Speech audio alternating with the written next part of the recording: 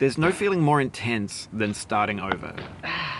If you deleted your homework the day before it was due, as I have, or if you left your wallet at home and you have to go back after spending an hour in the commute. If you won some money at the casino and then put all your winnings on red but it came up black. If you got your best shirt dry cleaned before a wedding and then immediately dropped food on it. If you won an argument with a friend and then later discovered that they just returned to their original view. Starting over is harder than starting up. If you're not ready for that, like if you've already had a bad day, then what you're about to go through might be too much. Feel free to go away and come back. I'll be here. Alright, thanks for coming with me on this trip. I'll understand if you have to take a break at any point. Just find a safe place to stop and quit the game. And don't worry, I'll save your progress, always. Even your mistakes. This game is a homage to a free game that came out in 2002, titled Sexy Hiking. The author of that game was Jazuo, a mysterious Czech designer who was known at the time as the father of B games. And B games are rough assemblages of found objects. Designers slap them together very quickly and freely, and they're often too rough and unfriendly to gain much of a following. They're built more for the joy of building them than as polished products. In a certain way, Sexy Hiking is the perfect embodiment of a B game.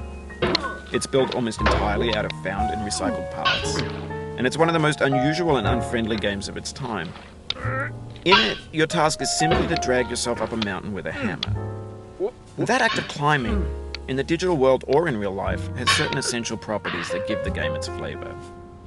No amount of forward progress is guaranteed. Some cliffs are too sheer or too slippery. And the player is constantly, unremittingly in danger of falling and losing everything.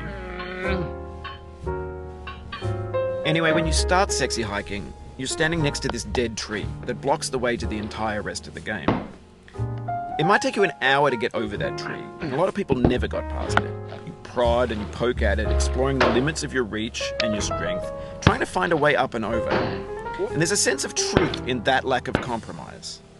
Most obstacles in video game worlds are fake.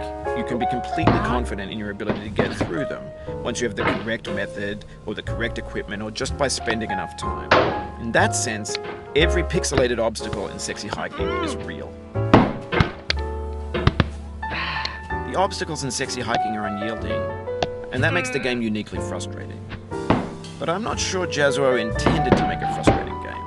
The frustration is just essential to the act of climbing, and it's authentic to the process of building a game about climbing. A funny thing happened to me as I was building this mountain. I'd have an idea for a new obstacle, and I'd build it, test it, and it would usually turn out to be unreasonably hard. But I couldn't bring myself to make it easier.